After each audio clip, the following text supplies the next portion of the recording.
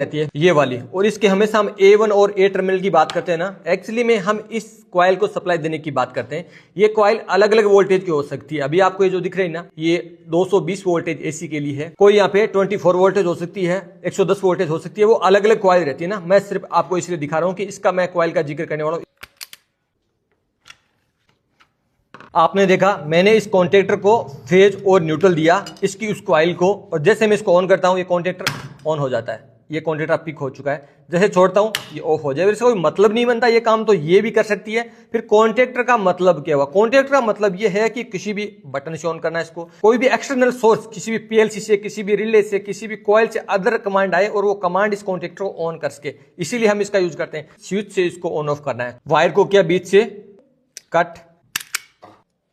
अब इस कॉन्टेक्टर के बीच में मैंने एक NO स्विच लगा दिया, यानी जब तक मैं इसको प्रेस नहीं करूंगा ये ऑन नहीं होगा। मैंने इसकी पावर को ऑन किया बट ये अभी ऑन नहीं हुआ, क्योंकि इसके बीच में मैंने एक NO लगा दिया। जैसे इसको पुश करूंगा ये ऑन हो गया, छोड़ते ही ऑफ हो गया, दबाया ऑन हो गया। पर मुझे तो इसको एक बार दबाने में परमानेंट ही होल्ड करना है। चलो करते हैं। इसके लिए मुझे बस एक NO के आगे से लूप देना है। तो मैंने NO के इनपुट से ही एक उठाया लूप और सीधा कॉन्टेक्टर की NO को दे दिया। ये सब मैं होल्डिंग के लिए कर रहा हूं। एक बात को याद रखो, ये सप्लाई जो यहां है वो यहां भी है, और जो यहां है वो यहां है, क्योंकि इनके बीच में कोई भी कट नहीं है। अब बस मुझे एक लूप लगाना है और मेरा काम यहां पे समाप्त हो जाएगा। मैंने यहां से एक लूप उठाया और उसी कॉन्टेक्टर की कॉइल A1 को मैंने सप्लाई दे दी है। समझना सिर्फ आपको इतना है कि मैंने इस NO से पहले एक लूप उठाया, इस कॉन्टेक्टर के NO को दिया और यहां से निकाल के मैंने उसी कॉन्टेक्टर की A1 कॉइल को दे दिया। अब इस कॉइल को दो जगह सप्लाई मिल रही है। पहला कब?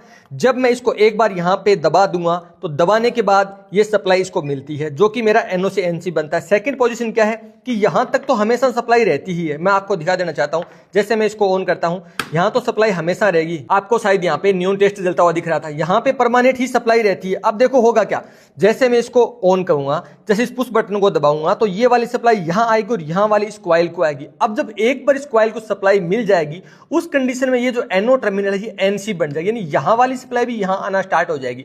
और एक बार ये NO का NC बन गया तो सप्लाई इसको डायरेक्टली यहां से मिल जाएगी। अगर इसको मैं बंद भी कर दूंगा, इस लूप को ऐसे कट भी कर दूं तो भी ये ऑन रहेगा। लाइक कैसे, जैसे मैं इसको ऑन करता हूं, मैंने दबाया और ये परमानेंट ऑन हो गया, इसकी होल्डिंग प्रोसेस हो गई। पर यहां भी मेरे पास एक प्रॉब्लम है। अभी ये होल्डिंग प्रोसेस तो हो गई, ये ऑन हो जाता है, पर ये ऑफ करने के लिए मेरे को इसको दबाना पड़ता है, जो कि बेहद ही एक घटिया प्रोसेस है। मैं इसको ऑन करता हूं और फिर इसको ऑन करता हूं, ये ऑन होता है। ऑफ करने के लिए मुझे अगेन इसी को ही ऑफ करना पड़ता है। क्यों ना मैं इसके बीच में एक NC पुश बटन लगा दूं, जो कि मेरे पास है, तो ये बहुत ईजी प्रोसेस है। पहले इस पावर को मैं इस NC को दूं और NC से निकाल के इस NO को दूंगा, तो हमारे बीच में एक NC भी ऐड हो जाएगा, जिसके द्वारा हम इसको ऑफ कर पाएंगे। तो मेन वायर को निकाला और NC में डाल दिया, NC से लूप निकाला और NO को सप्लाई दे दी। देन हमारा सर्किट बन के ओके है। अब हम इसको पुश बटन से ऑन कर पाएंगे, NC से इसको ऑफ कर पाएंगे। ये एक होल्डिंग प्रोसेस है, चाहिए आपका ड्यूल स्टार्टर हो, चाहिए स्टार डेल्टा हो, होल्डिंग सब में सेम ही प्रकार से होती है। कल को आपको कोई होल्डिंग पूछता है ना, देखो बहुत ईजी है, कुछ नहीं था। पावर है ना, यहाँ आया NC में आया, NC से निकल के NO में दे दिया और NO से निकाल के दे दिया सीधा कॉइल को, ठीक है ना। और इसके बाद हमारे कॉन्टेक्टर को फेज मिलने लग गया और न्यूट्रल भी। अब होल्डिंग के लिए हमने क्या किया, एक वायर उठाया NO के स्टार्टिंग से या फिर NC के लास्ट से, दोनों में एक ही जो सप्लाई यहाँ है वो यहाँ, दोनों एक ही बात है, ठीक है। बस यहाँ से पहले से नहीं उठाना है, ना यहाँ से बाद से उठाना है, चाहिए यहाँ से उठाओ चाहिए यहाँ से उठाओ, दोनों में एक ही बात है।